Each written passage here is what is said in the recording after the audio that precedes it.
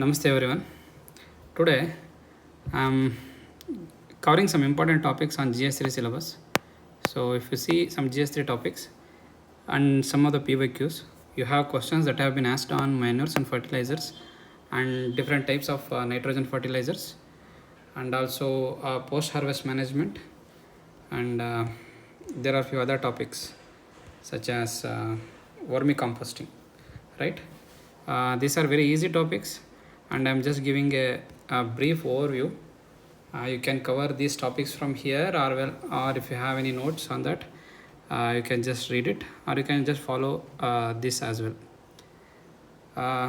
The question is about differentiate manures and fertilizers. The manures are organic materials, or manures are based upon organic components, while fertilizers are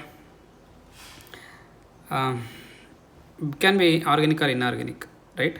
So if you want to identify some of the differences between manures and fertilizers, manures are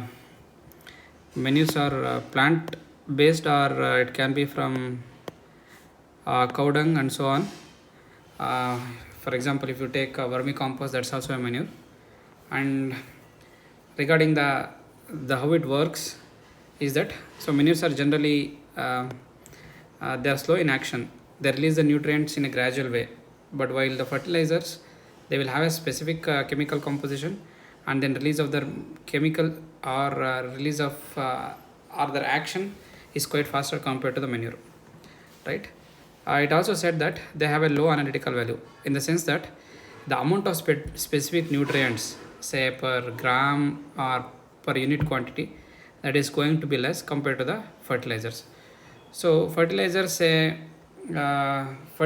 we use fertilizers for a specific action. So please note that this is not I do not have any agricultural background.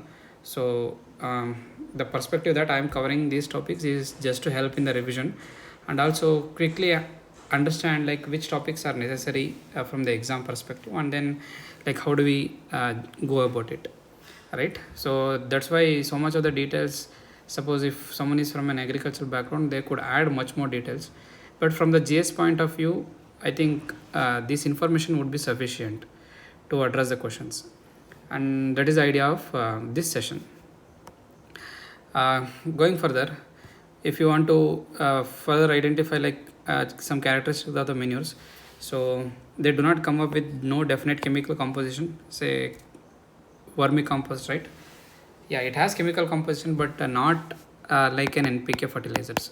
So NPK, they will speak in terms of the ratio, particular ratio of nitrogen, phosphorus and potash, right? But that is not the case for the manures. Manures also may contain some beneficial microorganisms, could be some beneficial bacteria, right? Yeah, that's it. So then when it comes to fertilizers, compared to the manures, they help in the fast or quick release of the nutrients. They have high analytical value. For example, the benefits or the chemicals or the nutrients that are available per unit fertilizers is much more compared to the manures. For example, we also say that the manures add to the some contribute to the physical characteristics of the soil. For example, it helps in enriching the soil structure. It can loosen the soil and then helps in the aeration, but they may not happen with the in case of the fertilizers. So that's why we say they may not contribute to the physical properties. And fertilizers come with a definite chemical composition, that is specific nutrient ratio that is there, right? Unlike the manures, fertilizers requires careful application. The one disadvantage of the fertilizer is that they cause environment pollution, especially when there is a leaching of the chemicals are involved, right? And it can also pollute the nearby water bodies as well whenever there is a leaching. And it over the time also, excessive use of the fertilizers also degrade the soil health. So if you know 3-4 points on the manures and fertilizers, that is fine. So yeah, when it comes to nitrogen based fertilizers, you have 3 types. One is that ammonical fertilizers. Then you have a nitrogen fertilizers. The difference is that the form of ammonia that are present in each kind of fertilizers is different.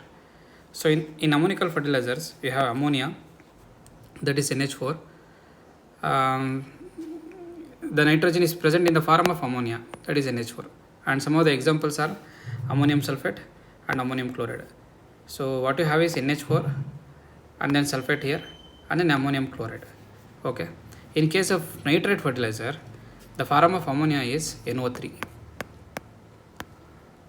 So, and then compared to since it is in the form of ions, or whenever some chemical conversion happens, it further leads to the release of the ions, and then compared to the ammonium sulfate, it will be a better application, or the usage of nitrate could be better. That's what I understand. Yeah. So and then some of the examples are sodium nitrate and potassium nitrate. So you can see that it is in the form of NO3. Then there is another classification called amide fertilizers. So this, compared to other two fertilizers, they are readily soluble in water. Yeah, and then one of the example is that urea. Urea has 46% of the nitrogen, right? So then so you can also speak about some of the advantages of the urea. It readily gets converted to ions like nitrates and nitrates. It is easily absorbed by the plants, and it's easily soluble in the water. So like it can be used as a sprays. Yeah. Then we also have liquid nano urea, and yeah, so liquid nano urea in the sense that it's an improvisation upon the traditional urea to reduce the amount of urea that is being used.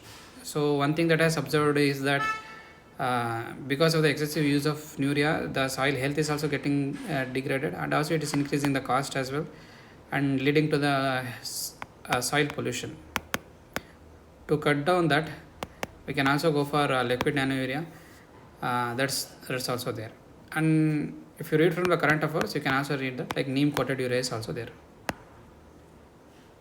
So neem coated urea, this is to avoid the diversion of the urea to other purposes.